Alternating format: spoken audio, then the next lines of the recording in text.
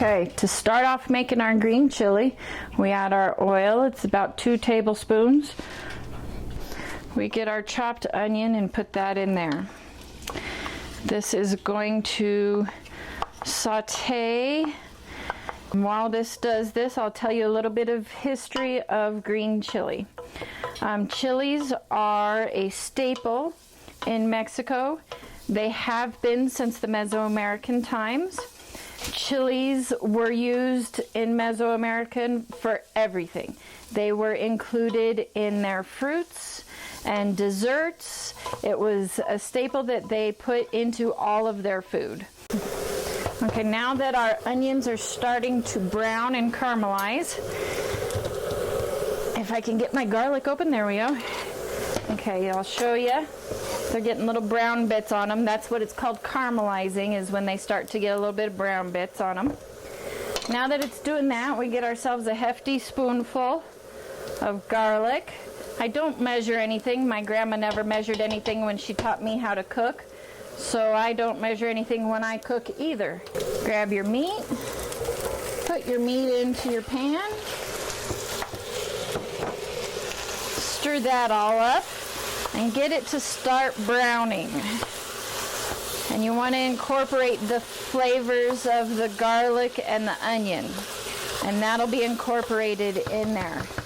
But we also want to flavor the meat. So to do this, we add some garlic powder, and we just sprinkle that in. Again, no measuring. And you get onion powder, and you put some of that in there.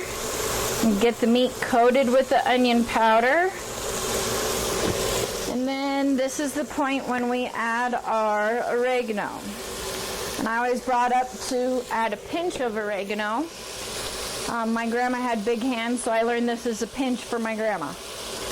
Okay, now we're at our step. You see here we have a little bit of juice from our chicken in the bottom of the pan. Or, I'm sorry, our pork in the bottom of the pan. And our pork is nice and white. Has all those onions and garlic mixed in with it, so it's nice, cooked well. Again, we don't measure. I am just using a spoon. I'm using a tablespoon because I've had the experience where I'm shaking this in and too much falls in. And that'll make things really spicy. So you get a little bit out and you just kind of coat it in there until it looks good to you. Remember, the more chili powder you put in, the spicier it'll be. The more chili flavor there will be. I use flour as a thickening agent. Now you put about that much in. I've measured it. It's about 2 tablespoons.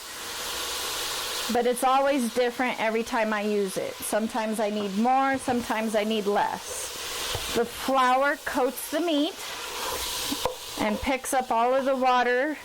Looks like I need a little bit more today.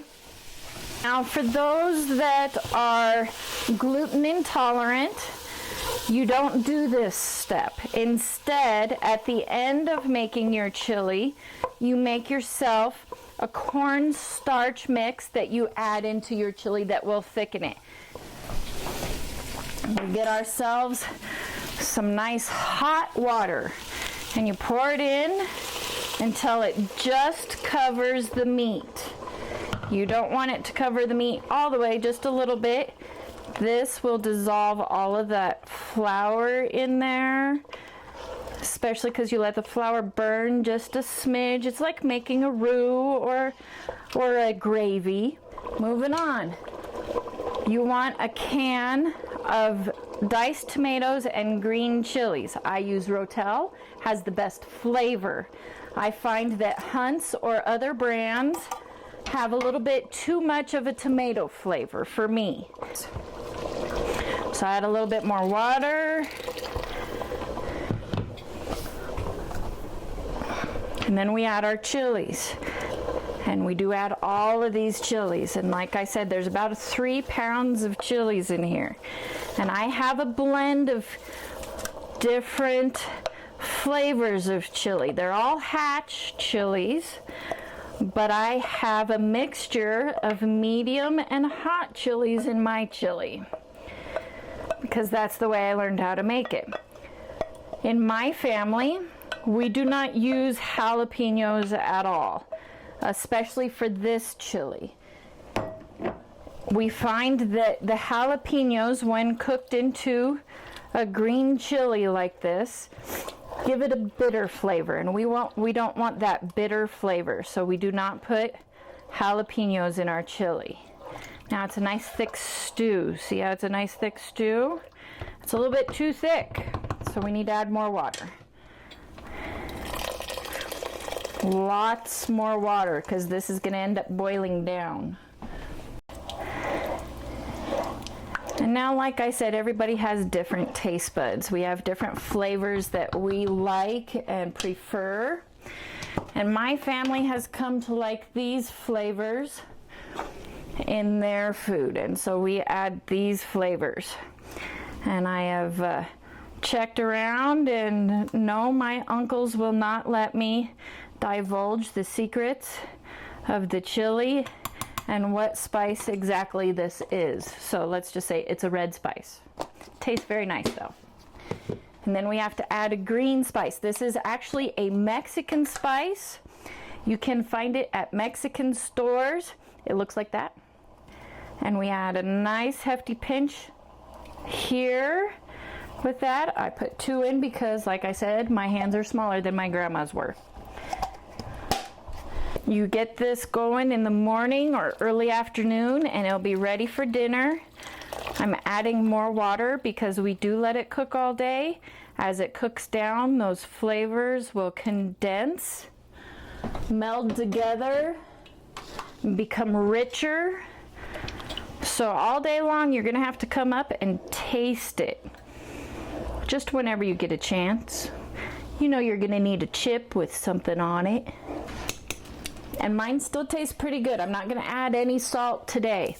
But usually this is the point when we add salt. You taste it, you decide how much salt you wanna put in. Salt helps cut down on the heat of the chili, or how strong that flavor is, that heat flavor. If it's a little bit too hot, some salt will help cut that down. If it's way too hot, well, then you got yourself a problem and you just have to man up and eat it. You don't want it to cook on high all day. You want to turn it down to low. And so we're going to cook it on low all day. And then you have your chili. You can put on your burritos. You can put it on anything you want. Freezes nicely. You can use it for meals later. And usually when you make chili, or at least at my house, when I make chili, somehow people start coming out of the woodwork because they smell it, and all of a sudden you have yourself a chili party without even letting anybody know you're making it.